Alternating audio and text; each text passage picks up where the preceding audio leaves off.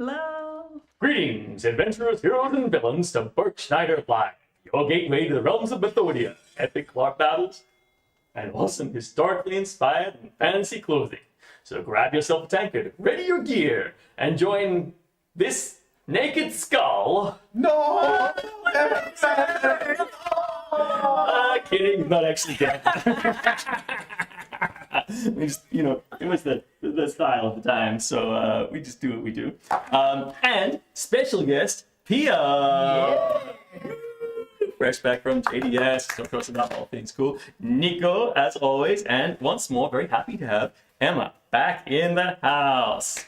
Also, fresh back from JDS, which is what we're kind of all really excited about today, because we have just gotten off the boat. And we are all back here in the studio with some great memories and great stories and great experiences. Some pomp-tastic action, some amazing plot lines that we're finishing up and concluding or continuing, as the case may be. Some new threads that I believe were being tied into the world, which was super cool. And if you don't know what we're doing here, well, we are all people who are associated in one way, shape, or form with the Burgscneider organization. And for people who don't know, Burgscneider makes awesome historically inspired and fantasy clothing and also has an events department that runs live action role-playing games. Our mic's overriding a little, guys. Okay. Well, let's. Yeah. There we go. Thanks, Sven Fry. I've turned them down a little bit. I don't know. Hopefully that'll be all right. You let us know. But we run live action role-playing games. What is a live action role-playing game? A live action role-playing game is when you play the role of a character in like a movie or a TV series or something like that, and you act out your character and you play the part of your character and you speak the voice of your character and you do everything that your character would do in any given environment except for extreme violence, which is obviously tempered by a good rule system and understanding between players. There's a lot of behind the scenes communication that happens between people to make sure that all of the actions and engagements in a live action role-playing game are consensual. So we at Burgschneider run the Realms of Mythodea live action role-play universe. We just came off the back of an event called JDS. And while many of the events that we do run are big, epic battlefield set pieces or crazy, immersive, in a castle, kind of interacting with people environments, JDS is more like an amazing summer holiday. Yeah. Ambience, politics. Yeah. So what's your impression of JDS, Pia? I love JDS. Why do you love JDS? I mean, it's like actually going on holiday because you're not going to a battlefield to, encounter the enemy and combat. You're actually going there on holiday. Also, like in-game, all of the soldier characters, most of them are there on holiday. Okay, so you're in character in a role-playing environment and your character is on holiday unless they are engaging in a sport tournament. True, yes. Or maybe some other situation where they're maybe fighting each other now, or do they fight? Do they have any like back alley brawls or anything like that going on? I mean, there's of course the Trust and the gangs. The gangs? Were they fighting? Were Were they also on holiday? That's a very good question. I've not been around the Trust that much at this event, so I've not. I mean, they're always fighting. So. And they're always teaming. Yeah. Oh yeah. There are intrigues all the time. Okay. And also, I think JDS is like the event for politics. That is like backstabbing with words instead of knives. So because I know that there were a lot of like writs of trade or signatum, I think they call them, which were going out from the Crimson Sales Company to do with like holdings and land holdings, which individual player factions had. Yeah. And It's a super fast question, but it's only NPCs or it's only players doing this, JDS, or just interacting constantly with the NPCs and players in JDS, especially with the politics? So from what I understand, a lot of the politics is player-based interactions, but because your TS is mostly a player-driven game, so it's player-driven plot. But into this plot, there are also these other letters that are coming into it that we might talk about a little bit. So they're player factions. So we'll get to this. But one of the things that was kind of wrapping up at JDS and we've been talking about and alluding to over the last few streams is a lot of the elemental plot lines and the leaving of Mythospira, which is the old continent. For people who don't know, the game for the last 20 years has been taking place in a continent called Mythospira in the realms of mythodea. And the player factions have started to interact over the last few years with new factions from beyond, from a place called Sarkan. But this is JDS, your TS is the last game where it was fully in Mythospira, and there was I believe a big send-off. Did you see much of the send-off ceremony, Emma? Yes, I was there to film it, and so I stayed there for the whole thing, and it was so well done and so beautiful, and I felt like everyone was, so there were a lot of emotions there. And it was a big send-off, but not only, well, the people played these characters for such a long time, right? So there were the emotions that were felt were very real, and it was very heartfelt. In time and out of time. And it was a beautiful scene, a beautiful moment, for sure. Crazy. And Pia, you were a part of that because you were one of the Lobellen, yeah?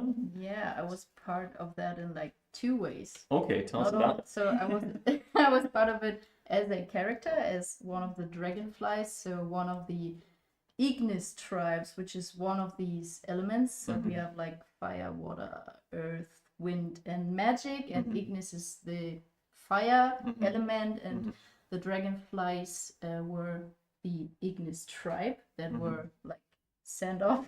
Okay, and event. From what we understand, they were creatures that manifest from the will of the dragonfly queen, or they were associated with her in some way. Is that correct? Yes, they were, or they are like this one swarm with a like hive mind. So the dragonfly queen is the, like, of course, the queen, the queen bee. Yeah, exactly. The queen bee of the dragonflies. Exactly. Because these are special dragonflies. I just like to point out that, even though dragonflies in your normal world are solitary hunters who are very territorial, in fact, in the world of Mythospira, it's not the case. They are a hive mind, which makes them even more aggressive. It's pack hunters, right? Of course. Yeah, did you feel that with your pack? Oh, I did feel that, because, there are 2 sorts of players that we met. Like the ones that were like, oh no, something magic, go away, fly off, go somewhere, leave me alone. And then we were kind of like hunting them down, trying to grab them and stuff. That was really funny. And then there were also like the players that knew about elemental play and were like favoring it, and we danced with them and stuff. Cool. Like we did. And what did you think? Did you have like a particular information that you were trying to exchange, or something you were trying to show to the players? It was mainly about that there's a balance again. Okay. So that, there were years where it was only the other elements, and the fire tribe was like kind of missing, and so the whole system of elements was like very unbalanced. Okay. So it was kind of, we have a fire tribe now, and now we're all going together back to Mythospira. All right. And how did you feel, like, what do you think your greatest challenge was with regard to playing this character and interacting? Well, it was a lot of improvisation, because I've never been into like the whole elemental play before. Okay. So I didn't know much about Ignis and Terra and everything. So it was like the first time I played together with also the elemental tribes, like with our sisters and brothers. Yeah. So I didn't actually do that before. Shame on me. But I did do that before.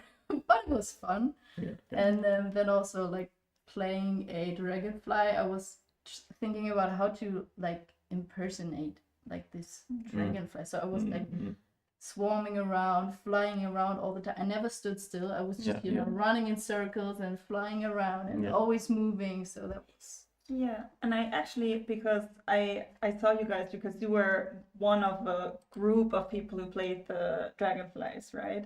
And it looked so cool when you guys were, like when there was the queen who stood still and you guys were always swarming around her. And that was really, you did that really well. I think like, it was really cool. And then I also have to say I have the most respect for Ira, who's playing the Dragonfly Queen, or was playing the Dragonfly Queen, because all of that garment and fabric she has put together, the costume is I mean, I've been there with her in the mask, like doing the makeup, doing the costume, and it's so many layers, and she was like, she can't sit in that, she has to stand or walk all day. And then she just can't go to the toilet without, you know, taking half an hour to get rid of all of this. So That's it's crazy. And in that weather, it's like, it's hot. 'Cause it was beautiful weather all weekend, right? Which is amazing if you're not wearing like 5 layers of clothes. You have to be tough to wear that kind of costume. Absolutely. But like it was worth it because he completely nailed it. And exactly, really beautiful. And the costume just has so many details. Yeah. And it was just really nice. Really nice. Yeah. Did they, like, I noticed there was a lot of great bards kicking around, like at JTS, like at least at the taverns and even through the day, like a lot more than other events. There was like a lot of music going on pretty much all the time in that atmosphere. Was there a musical accompaniment for the ritual at the end, the Mithraspira send-off ritual? Yeah, there was. Live? Yeah? Yeah. Oh, it was amazing. beautiful. So it was like setting the scene perfectly. I think, wasn't it the Trabanten? Or what's the band? I think all of the bards actually pitched in and built a big group together. So I've also seen like other bards that were with the Trabanten there. So I think all of them got together to make this scene happen, and which is so cool, because let me tell you, like bards at like an event, like when you're going in time at a live action role playing event, like all of the amplified music, all electronic music is shut down. And the only music that you get is the songs and the voices and the instruments of bards and singers and entertainers. And it's amazing that they do it. It's amazing they keep it up for so long. Some of them just play for hours and hours. Absolutely. Yeah. And I feel like they're one of the most sought after people. Like they have real power. Bards have real power. You want to know what like a bard's power is in D&D? Come to a live action role playing game and find out for yourself. Play and intensify. But also one really cool thing about JDS, in my opinion, is because it's a very, like, as you said, ambience driven event. So there's a lot of bards there, but there's also a bard contest there where bards can compete against each other. And then there's the bard who has the best song is the winner, and they get to be part of the jury. What's it again? The judges for the next event. And it's like this tradition that they do at every JDS, and I really love it. It's really cool. The Realm of Roses does this big contest. Yeah. Okay, and I also heard that they do live readings of certain stories at the Realm of the Roses campus. Is that something that happens? They're very nice. All right, so if you want to like look out and try and find some things. Okay, first I need to answer that. Now I got a little space. I don't want to interrupt. Oh, that's so fun. First, the products are running really, really fast. So first of all, I apologize for that. It is the middle of the LARP season. Yeah, it's the middle of the LARP season. So it's basically keeping in touch and subscribe your email to receive information about it, because as that the products came in the warehouse, so please stay awake for the newsletters, because unfortunately in this season a lot of people are just buying stuff, so as fast as it can run out. So yeah, we'll definitely be bringing a certain amount of stock with us for the store at Conquest, so if there are particular items that you might want to grab them there, grab them quick. But even then, you know, it's really faster, so the only thing I have to say is stay awake a little bit and apologize.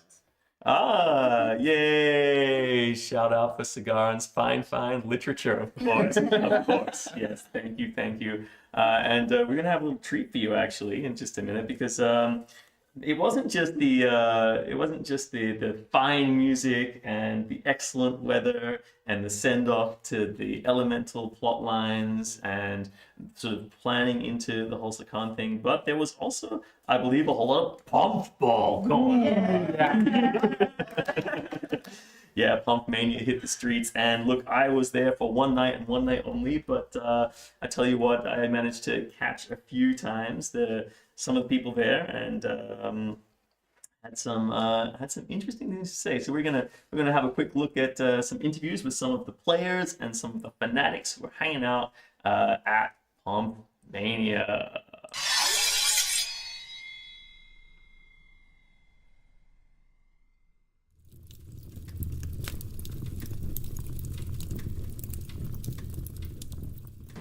This is Philip Leto Tongue coming back at you once more for Pomp Maniac. So I believe you're here for the Pompfball, is that correct? Yeah, I'm going to be playing this year, yeah? What? What kind of training regimen have you been engaging in to build up for this event? It's been a fair amount of drinking leading up to this. And punching? Yeah, sure. We've had some excellent alcohol leading Okay, up to but that makes you ready to enter the field and play? Oh, definitely, Okay. yeah. So do you think you'll drink more alcohol or less alcohol as it leads up to the game? Well, I'll try to avoid it beforehand, but definitely afterwards. Okay, and who's the stiffest competition for you this year? The booze? So, and are you going to be on the pitch this year? Of course I am! Oh my god, you're actually playing? No! Okay. I'm just there to jump in and beat up the enemy team. That is awesome. That is so good to hear. All right, what's your favorite part about participating in Pomp Mania? The violence, of course, violence! And who do you think the stiffest competition is for you this year? None of them. We're gonna whoop your asses! What's the name of your team again? TreasureQuest. There's Treasure, represent! Woo! Do you have a team you're going for? Sure, Geigenstrick. Guidenslick, okay. And what do you think their chances are going into the competition this year? They are my winner of the hearts. Okay, oh really? And who do you think their stiffest competition is this year? Who have they got to beat? I have to admit North. Really? This is coming out of everybody's mouth. And what do you think's going to happen to the North this year? Gewalt! We have some representatives from the West, is that correct? Yes, this is correct. We are the Western All-Stars. Western All-Stars? Western All-Stars, yes. Can you tell me a little bit about your training regime coming into the competition this year? The We training. won't answer this question. Okay, so you're the manager, is that correct? Yes, this is my manager. Okay. And do you want to tell me who you think the stiffest competition is this year? The North. The North. The The North. North? So, but Validar, they took the whole competition last year. You don't think they're going to be a problem? They are good. They are playing fair. They are playing tough, and they are hard. They are real fair competitioners. All right, we've got some fanatics here today who are super into the Pompfball. Yes! You're here for the violence, right? Yes. We're gonna destroy everyone. If you say it, yes. Okay, and what's your favorite violent action on the Pompfball pitch? I want to see people flying, hitting the ground after being flown in the air. What about you? Creative system. More or less everything is said. Okay, that's what we're talking about. Violence, and more violence. I can tell you from my games last year that the pitch invasion was the most epic part of the game, even though it robbed us, the Dawn and Storm, of their rightful victory. Hopefully we'll do better this year. Violence! Pomp Mania! Now that's what I call a real Pomp Maniac. Here with Avon from Dawn and Storm at Astra. Played last year on the field with me a few times. I can tell you he's got some moves. One of the star players for the Dawn and Storm Astra team. Can you tell me a little bit about your training regime leading up to this year's competition? Well, we'll be just like last year. We'll be training hard, we'll be training fast, and we'll be training a lot. So this year, not like last year, our goals will actually be legitimate, they will count, and we will win this tournament. We would have gone through to the main final if it wasn't for that pitch invasion. How did you feel about that? I was absolutely pissed about that. So this year, if the referees try to take a goal away from us, we're going to take their teeth. Okay. And who would you say is your stiffest competition this year going into the game? Well, legitimate competition or people who will try to cheat and bribe the referees? Well, how about the people who try and cheat and bribe the referees? Well, that's going to be the North, definitely. And if the North are watching, obviously, what do you have to say to the North? You suck! Yeah, you hear that, the North? You're going down. Yeah, you're going down. Who's your team, guys? The North. The North? All right, yeah, we've heard a lot of hearsay about the North from other peoples. I hear they use some underhanded tactics. Is that correct? Yes. Okay, all right, but that makes them even more formidable on the field, right? All right, all We right. have a good leader and a good team captain, so and good strategic. So Yeah. we're going to win. All right, and for anyone else who's going to come up against you, what do you have to say to them? Nun, was ist euer Element? Gewalt, Gewalt, Gewalt! Okay, and do you think you're going to go all the way to the grand final this year? So last year we lost against Valida. So this year Valida will definitely lose, and also the North will lose. But I hear that's only because there was a disqualification because of a pitch riot. What if you come up against the North? What do you have to say to them? Wer gewinnt, ist uns doch scheißegal. Der Norden muss verlieren, der Norden muss verlieren. Wer gewinnt, ist uns doch scheißegal. Der Norden muss verlieren, der Norden muss verlieren. Okay, you heard it first, right here from the Blood Pat, coming right at you with Pump Maniacs. Ja. Yay! The Norden hat verloren. The Norden hat verloren. Yeah. So, spoiler alert, the North didn't win. For the second year in a row. For the second year in a row. That's right. I think we picked up in some of those interviews, it was Valida who won last year and was high on a lot of people's list of competition. But after a fierce competition, I mean, how was the state of play, guys? How was the state of play, Pia? Well, I tried to get an overview of what's happening, and basically it was not. No. I went around and I did some like in-game shots also to have like the game on footage of the game, and I was asking the players like, what's happening, who's winning, who's playing against whom, and and they were like, we don't know what's happening, we don't know. Even the teams playing didn't know. They're like, are you winning? They're like, we don't know. And then there was like a pitch invasion every 10 minutes or something like that. For real. So on a ratio, like how many games received pitch invasions? Was it like every other game or every game? Was it like the expectation that there was going to be a pitch invasion? I would bet that it was like maybe every second. Yeah, Okay, every second game.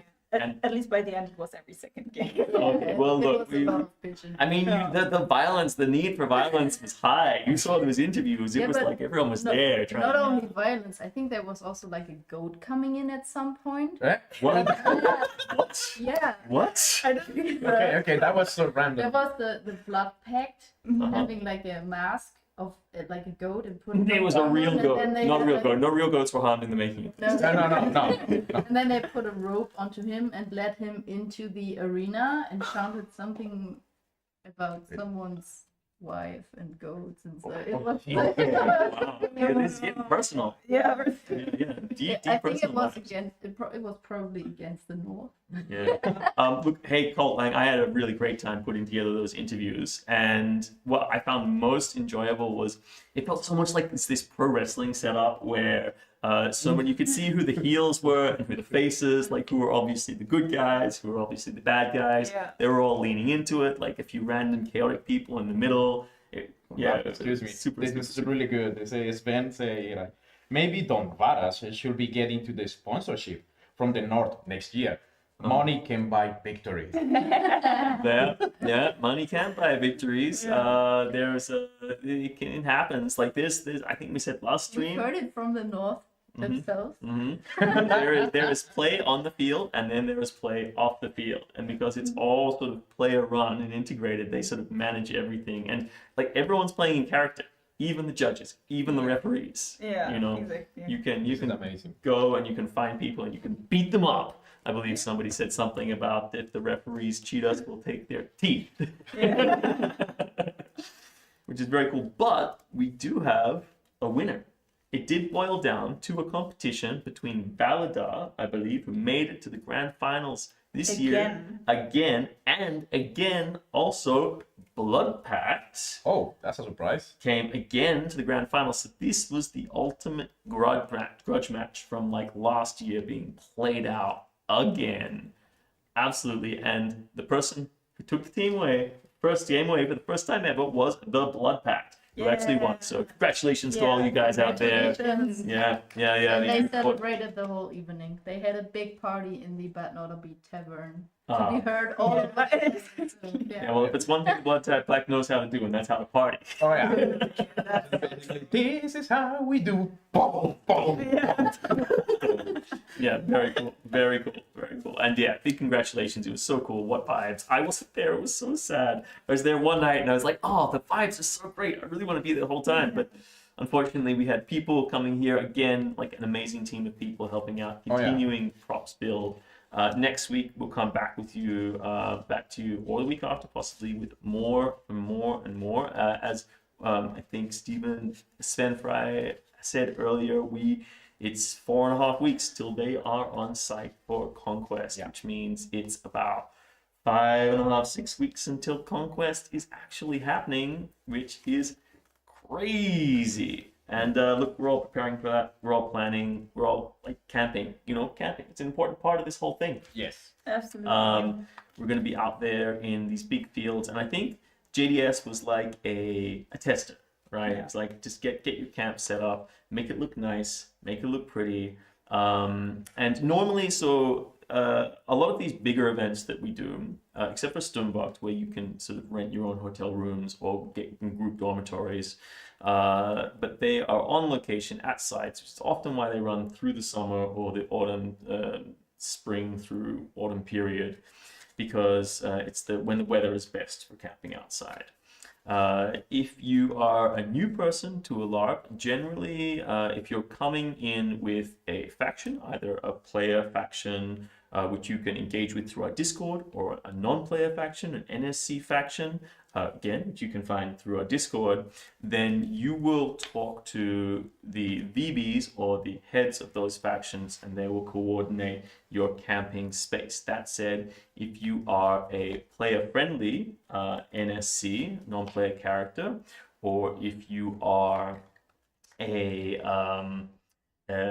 player, then you need to camp with an in-time tent, which means your tent needs to possibly look like it could exist in the world of Sarkan that we are going to in 5 weeks. That is absolutely correct.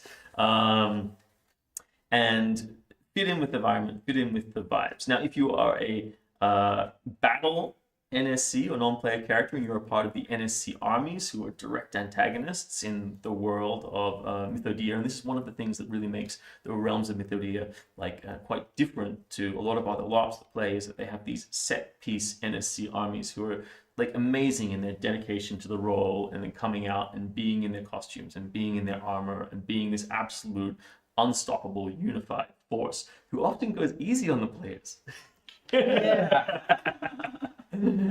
Even when they don't have to, but sometimes they don't. So if you are camping with them, then you can actually bring normal tents like nylon or synthetic materials. They don't have to be in-time tents. You don't have to camp in time because your area is in a completely separate location.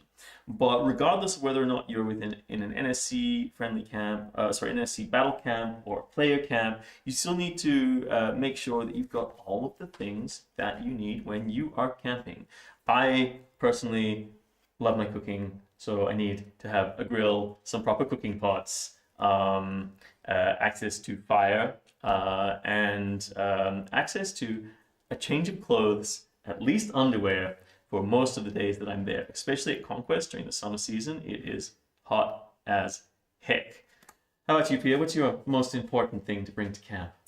I would also say our kitchen aisle. We do have an IT kitchen aisle because, even in houses, when people are gathering there or like parties, everyone's standing in the kitchen or at the kitchen counter talking, eating. So a social area. Yeah, we do have an IT kitchen aisle, kitchen counter where, there's always a little fire cooking, always, some, sausages or pancakes. Snacks, or gotta have snacks. And, everyone is just coming by, standing there, and we're standing all there talking. Yeah. It's like a social area because the kitchen is the social hub. And I think Conquest is 5 days in character, in time. Correct. So if you want to be there, you want to have a bunch of options and things to do. Having time to tune out and play some low-key, in-camp, in-game kind of stuff, which is cool. How about you, Nico? What's your most important thing to bring into a camping setup? It's hard because I'm agreed with the kitchen, but the problem is I used to prepare food for people. So I use the kitchen for everyone. Yeah. So for me, I don't use to grabbing that. For me, it's the cooling, a good cooler, keeping that everything fresh and cool. Yeah, a place absolutely. that you can just keep in like drinks or food, keeping it cool, to stay and cool is most important because, as you say, Conquest is considerably. Yeah, and look, if the weather so far is anything to like, it's giving us indication. It's hopefully going to be like a laser sun hot year. Yeah. Like, touch wood.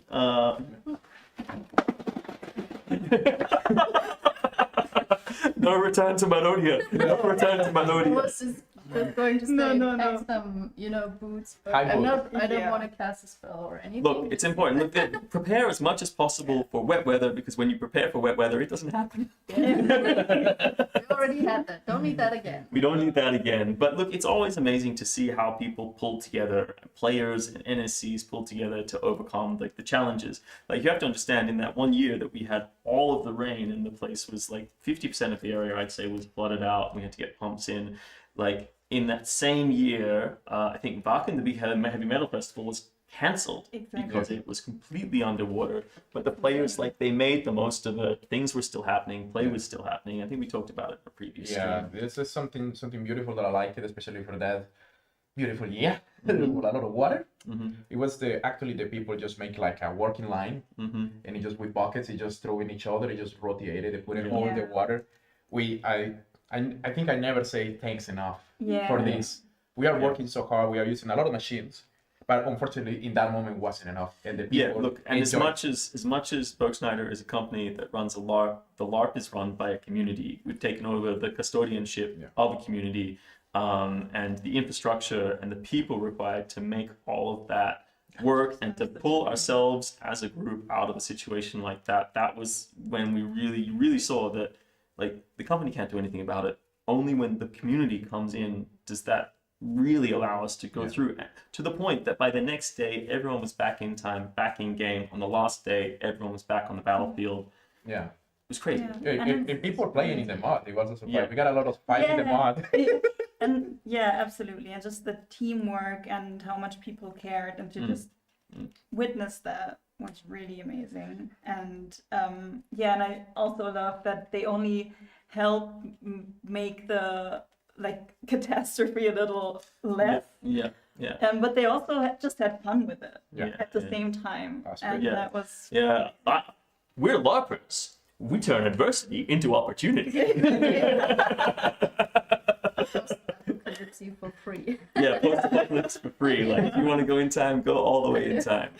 Look, we don't encourage it. Play to the rain gods. But at the moment, the way the weather cycles have been going, it looks like it's going to be like, if JDS, hopefully we'll take the good blessings of a crazy warm weekend at JDS with us to Conquest in 5 weeks, and we'll have an amazing time. All right. Enough about practical camp setups. What about dream camp setups? Please jump in the comments here, guys. This is like an open question. If you had a dream camp setup or a dream item that you would have in your camp for like pure excess or awesomeness, what would it be? Pia? A tuba. Okay. Tuba. But that's not really a wish because we have one. So this is not, so just to be clear, at like the big conventions and many of the conventions that we run, there are people who run tubas or hot tubs, right? And you can go and you can hire spaces or find an arrangement where you can get access to it. But you were saying you have your own hot tub? Yeah, well, actually, I'm playing at a tea tent, and we mainly sell tea. We have like this totally cozy area, with a lot of carpets, with a lot of pillows that you can lie on, and there's like water pipe and tea. Is this in the stuff. Trust? Yes. What's this place called? It's called the Tea Tent Al-Kabir. I've heard about this before. Well, a nice place, and also they have a tuba. We're not bringing it this year. Yes, because that's very sad. But that's all right. We'll have to lean on the other tuba providers. Really appreciate it. I mean, there's always but not a bee. Yeah, okay. We heard it first from Privilita. Absolutely most precious item is a comfy bed. Yes, 100%, Yeah. You might only get 2 to 3 hours of sleep a night, but you want that to be as comfortable as possible. Or you need a whole tent laid out with carpets and pillows there. So look up the T10. Yeah. Pay for overnight. Yeah. And also, yes, LARP, kitchen, and chef, very important. Nico, what's your dream item to have in a tent? Not a tent, to have in a camp. I'm kind of I like pillows, man. For me, a bunch. No, one, two, no, a bunch. That make me feel like I'm floating into the sky. The most important thing. Okay. All right. Nice. Emma, if you had no holds barred. So I just have to completely agree with Frivolita here. Okay. Like if I don't get a good night's sleep, I'm good for absolutely nothing for the rest of the time there. So as long as I can sleep properly, have lots of layers, pillows, blankets, I'm fine. I don't need anything else. I just need that. All right. Awesome. Well, look, for me, I think like I am creature comfort person, but like if we're going down dreams, I think I would like a really nice lantern setup, like just in the ceiling, right? So if I have time this year, I'd like to make one for the Burgscneider shop, but this like some giant sort of like almost like expanded versions of those standard storm lanterns that you see hanging, or coach lamps that you see hanging everywhere, but sort of like instead of just like a straight up and down one, it's like spread it out so it's wide with all the ribs on it, and then sort of like a nice golden light coming out through the space. And I'd love to get it with all of those little you can get these light bulbs that have like the fire effect in them. So you have it set up like a chandelier with like 5 or 6 of those fire effect bulbs going inside of it, and then that would be so cool. So beautiful. And then I lie on the comfortable pillows or the amazing bed and stare up into the distance. Yeah, the guys say like sleep is for weeks. I understand that. If you're in Conquest, it's like it's not time to sleep. The only moment that I'm gonna sleep is the moment I'm gonna die. So I understand that. I disagree. I need it.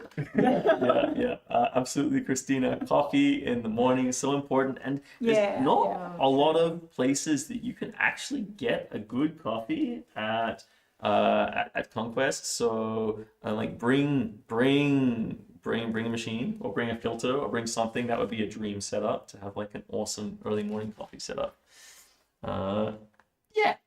Who needs sleep when you have monsters? Fair. Something to think about. Yeah, absolutely. All right, well look, dream camp setups are pretty interesting, but there's going to be a whole bunch of new factions coming into Sarkan in 2025. And one of the things that we saw at JDS, actually, since we're talking about camping, we're talking about JDS, is we saw some letters coming in. And I believe I was sitting here working on props with some of the Drachenjägers, or the Dragon Hunters, is a faction we haven't gone into yet, one of the new NSC factions in Sarkan, when they got a message inviting them to write letters at JTS to be sent to the player factions, right? The in-game player factions. So at JTS, a lot of the player factions that turned up received these letters with the official stamps and insignia from all of the new NSC factions to start reaching out tendrils and establishing connections. You saw a little bit of this happening, didn't you, Pia? Yeah, well, I was actually sitting backstage sealing all the letters. We made it a new sports to seal letters as fast as we can, because they all had to go out to the Rulers Council on, I believe it was Saturday morning or Friday morning. I can't remember, but we were like, Fiona, Ruth, and Tilo were writing the letters, and then we were fonting it and printing it and then sealing it. It was a lot of letters. And so there was like 50 to 60. Oh, crazy. And there are a few different types of seals, right? There's the wax seals, and then there's the paper stamps. We're using the paper stamps as well. All of them. Wow. And then there are the regular stamps. So there's that pretty much every faction, not every faction, but pretty much every faction has a paper embosser, has a rubber stamp with ink, and has also a wax seal. So depending on how important you are, your letter may feature all or none of these. Well, actually, not all of the factions do have the wax seal. That's right. Because the plot team decided that like story-wise, it doesn't make sense for them to use like. That's correct. I think the Tubrani, for example, who are the fungus folk, only have the stamp. Yeah. And also we established that letters coming from the Nocturnals, from Noctera, are only being delivered by night. That makes sense, you know. That would be beautiful to stay sleeping at 2 in the morning and someone deliver it there. Yeah. Now, the Nocturnals are not a faction that is directly appearing in Conquest 2025, but they are a faction that you will absolutely see at our first event next year at Chronicles, at Sturmwacht, where you'll see all of there are about 4 other factions that have been in the setup. You can see the symbols on the rare Crescent Moon coin that you can get as part of the TreasureQuest Sarkan 2025. You can see all of the new faction symbols, but I think there's the Bontrell and the Nocturnals and possibly the Fleischer and the Elves of Senderon. They're not going to be seen until a little later, but keep an eye out. It's pretty exciting. Super, super, super exciting. But speaking of being super, super, super excited about these new factions, one of the new factions that's going to be playing a pretty heavy hand in the new world, and one that we've already touched on a little bit in our shallow dives previously, is the Greifenbron. So we talked about the Inquisition, but we didn't talk so much about the Greifenbron. What we talked about is that they have an alliance, quite a close alliance with the Inquisition. Some might even call them like the military arm of the Inquisition, because the Greifenbron are in fact a militant faction. And I'm just going to pop up a little slideshow while we have a little chat about these guys. So the Greifenbron are, from what we understand in this shallow dive, a intensely militant faction. They are more inspired by like that 14th, 15th century German aesthetic.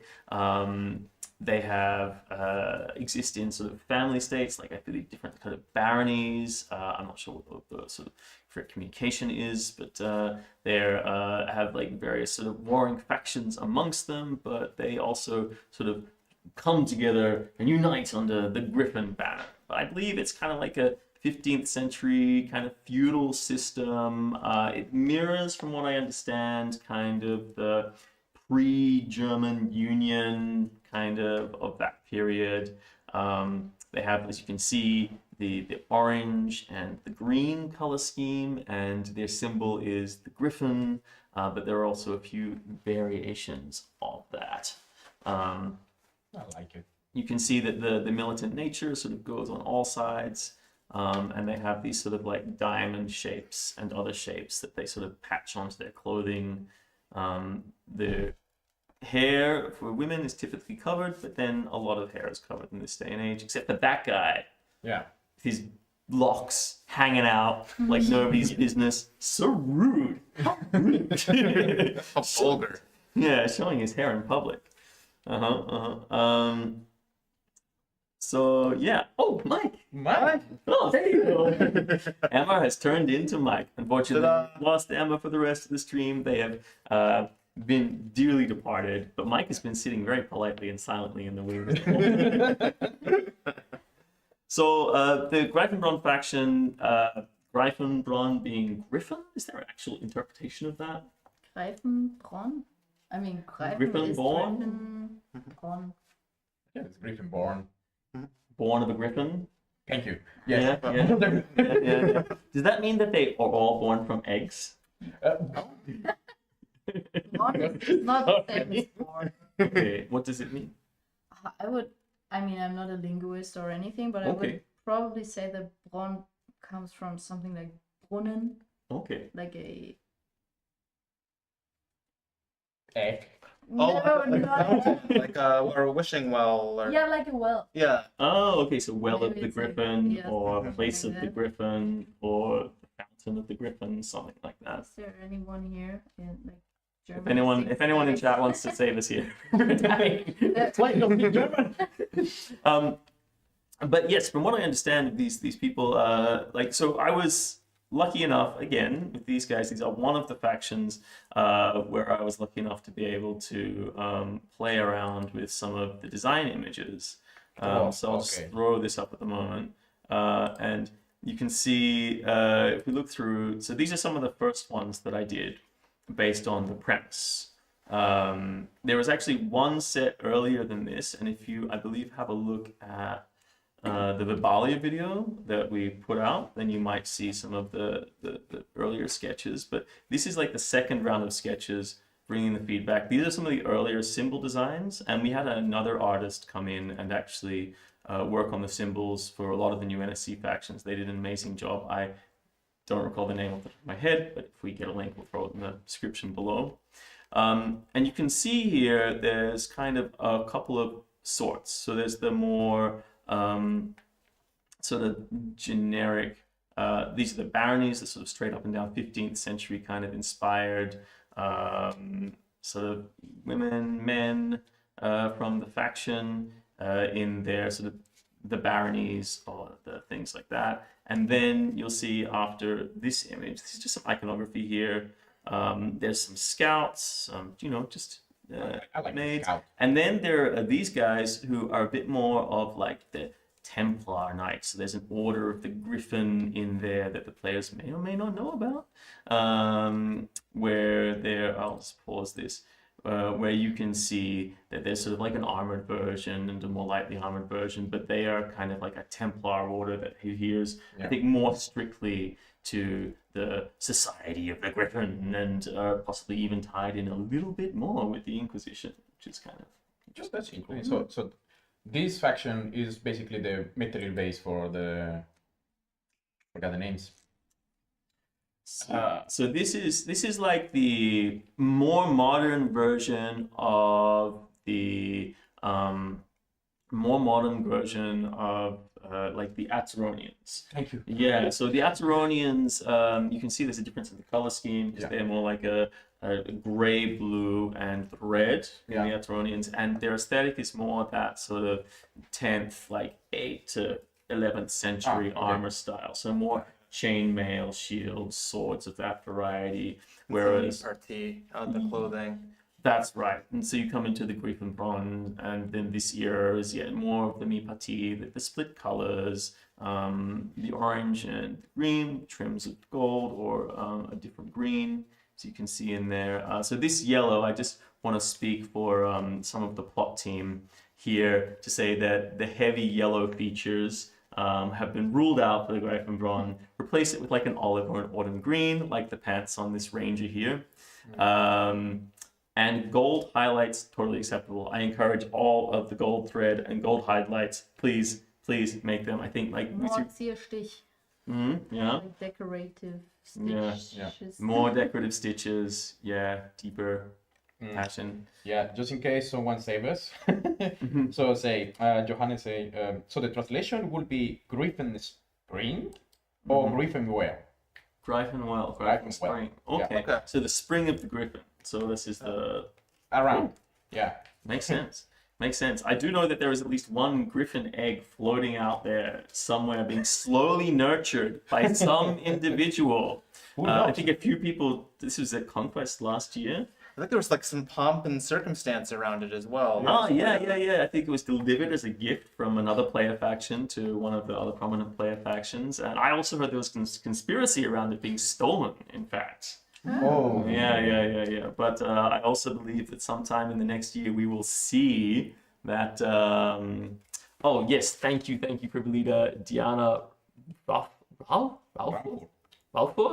Yeah, so Diana Ralforth is the artist who worked extensively on all of the new faction logos. They laid the basis, and most of the logos, I'd say like 90% of the logos, as you see in the new NSC factions, are just straight up translations of her work. And there are a few other ones that have been mildly variated or having some of the line work changed a little bit, just to sort of really make the world feel like a more cohesive and different thing. But it's so cool to see all those images come out.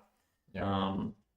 But yeah, amazing work from her, and it's so good to just have some other artists contributing to the world. Like the more artists contributing to make the world, the better the overall effect. Yeah, it's gonna be like more rich I feel like that more rich, more experience you can bring it. Yeah, I believe that. I totally believe that. I think that like to really have a broad and immersive world, it can't be cohesively designed by a single person. It has to be many people putting their influences and inspirations in there to really come together to make something quite unique. Yeah, which is cool. And that's what the players do. You know, all of the players, every events are putting so much effort into their costumes, or even if they're not, they're putting effort into their characters, or they're bringing play to the game. And like, it's like art, right? There's no bad art. There's just sometimes out of context art. So context art, I like that. Yeah, right. So you can do bad costumes, bad costume characters, but as long as you're putting yourself in context, within the scope of, hey, I'm not wearing my kicks to the game. Yeah. I'm not, doing a backward baseball hat. Instead, I'm doing like a backward pointy hat or some other thing. Like you can bring modern concepts, like with the Pompfball, for example, when we were doing the interviews. So Pia was helping shooting the interviews. Pia was the camera person for all of the interviews that we did in the video that you saw. And when we were doing the interviews, we tried to do all the interviews like in the hour before we went in time to really sort of make sure we didn't break immersion. But as you could see by the responses from the players, something like Pompfball, which is already sort of feeling like a modern sporting vibe, has this sort of place where lines can blur, and also with the chantings and stuff. It's very modern songs that you would also chant in a like football stadium, and then do it IT. So it's kind of fun. Yeah. Just one thing that Eswin asks, they can buy all apparently for the items. As far as I understand your question, is the items are capable to buy in for this faction? Okay, so for some of the factions, if you are a NSC ticket holder, you can go online and you can go onto the Scald website, and on the Scald website, there is a Realms of mythodea or mythodea section. And in the mythodea section, they have descriptions, or they have like the new NSC factions appearing at Conquest with some discounts, and if you are an NSC ticket holder. I believe you can still go in there and buy those items without a discount if you're not an NSC ticket holder. But the only thing is, we're in the same problem that we have with all of our regular stock is also applicable to the NSC specific stock, which is we're in such a high rotation period that often things are out of stock and then things are coming back in stock. I think in the last week alone, every other day has been a truck coming in with like pallets and pallets of boxes. We are receiving around one truck every week around. So, and when it comes, the other one we already request, like, hey, we need more. Because there's always back order, and we send people notifications. So do the notifications work on the websites? If you just say notify me when this comes back in stock, you will be informed when it happens. I also can write it to support, and they say like, okay, for around 4 or 3 weeks, you're gonna be arrived, so you can receive a clear feedback about it. The guys from the support, they have all the details and the schedules for the shipments. So at least if you're looking for something specific, you can write to support, and they will answer as fast as I can. Remember, and also apologize, but there are many people. Especially this season, there are so many, and we try to run as fast as we can. But that's why we always suggest do it with time.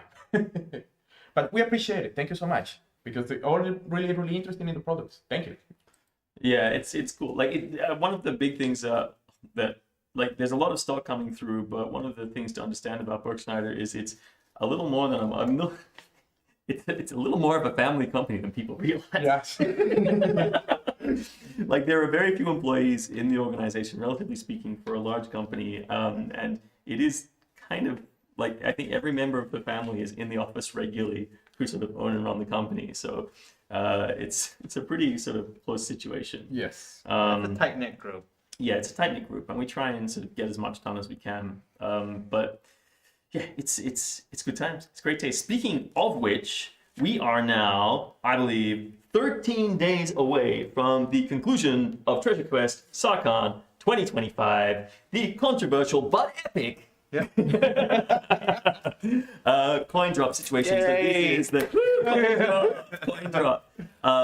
So please jump in there if you want some merch. Again, I cannot emphasize this enough. This is your only opportunity that we know of to get your hands on the complete set of Frivolita tarot cards, to get your hands on, I'll just pop this up, to get your hands on the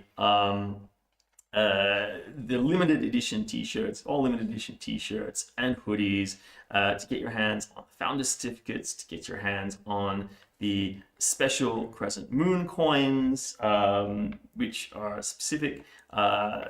Yes, these ones right here. So these are the crescent moon coins that expand the artwork of the coins that are appearing in Sarkan, to get your hands on legacy coins from the vaults. Super exciting to see those coming back out. Some designs from years gone by. Again, those Frivolita trading cards, Frivolita tarot cards, like super awesome. We are getting to the end of it. We're pushing to the end of it. Grab the merch, represent. This will be your only opportunity to get those t-shirts, to get those crescent moon coins, to get the Frivolita trading card decks, that's not Frivolita tarot decks, the balance of power decks. This is your only opportunity to get the first edition of those. There's a limited run of 500 first edition Sarkan balance of power base decks coming out for this time. After that, we will be going into an extended unlimited version for a period of time, but these ones are special. They come with like 1 or 2 special cards in the packs that you will not get again outside of this particular drop. You'll be that much ahead of the game, like when it actually goes launching, you'll be ready. Yeah, the full collector's version of the game is scheduled to launch sometime in October with full 250 cards that you can swap in and out from your base decks. But of course, you can still use those base decks to play the simple version of the game, which is so easy. Rules for this will be dropping by the end of this week. I know it's been a while coming, but we really want you to have them as soon as possible, and we really want them to be absolutely up to speed. We've been rapidly doing some last-minute play testing. Every day we've been building props. We've also been at the back. So we during the day we build props, and then we come up to the front of the office and we have dinner, and after dinner we're playtesting, making sure everything's running smoothly. The final version of the basic rules are out, final version of the simple rules as in finished. I just need to put 1 or 2 more diagrams in there for ease of use, and you guys will have them by end of week, which I'm super excited about. We were hoping to play a little version of the simple game today on stream, but unfortunately, with so much happening and so many exciting things going on, we have run right the heck out of time. With only 2 minutes left, we just really want to encourage you to get out there, get involved with TreasureQuest, Sarkan. Get yourself some merch. Yes, coins drop in the world. Yes, that's cool. We've had some people who come to us and have responded by saying, I don't engage with the coin system, but I will come with my own trading goods that I bring to the game. And to those people, that's amazing. Yeah, that's so cool. This is why we play games. This is why we engage with people, is to build this world and make it unique, you know. But if you want to get some of these things, these goodies are only limited time. Just came and buy. Yeah. Yeah, there was also, I'm kind of impressed how fast they're growing all of this. So thank you so much for all the people that support us in all this project. Thousand of thanks. Yeah, it's so cool. And I think that a bunch of people, like there's like I was saying about Burgscneider in the past, like just earlier, it definitely appears from the outside to be like a company. It is a company. It has employees, but it's a bit more of a mom and pop company than people realize. Also, there's this, I believe, I'm trying to convince people to make a little pie chart, but I believe there's a fundamental misunderstanding with how much it costs to put on a large LARP event, from staffing, like core staffing, sponsoring the volunteers, putting on food for everyone. The infrastructure alone is crazy. Like infrastructure for 10,000 people is crazy. It's crazy. Like, we are a big toilets, transport for props, costumes. Yes, most of the money that comes from ticket sales legitimately just goes into infrastructure. And I believe this is something that is, as a point of transparency, that was made earlier, or not in this stream, but it was definitely been made very clear by some people in the NSC parties, is that it's only last year's conquest that the organization broke even on the event.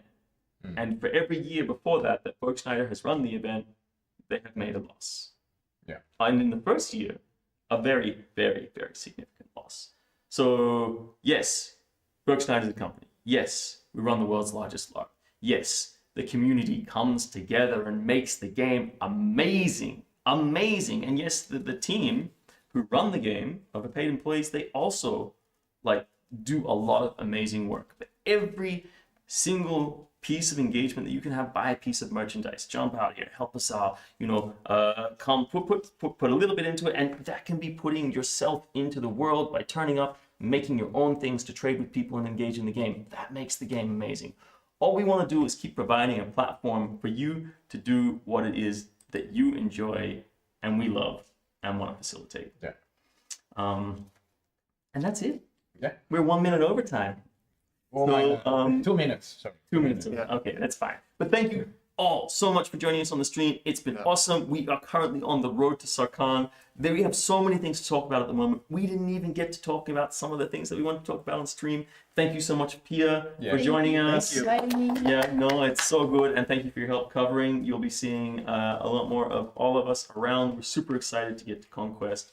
Super excited to see the props being finished. And we're super excited to see all of the player offerings that are brought to Conquest 2025. Keep you. Yeah, it's going to be great. Thanks so much, guys. Have an awesome, awesome rest of your day and or evening, depending on where in the world you are coming from. We will see you next week. Ciao, ciao. Ciao. Woo.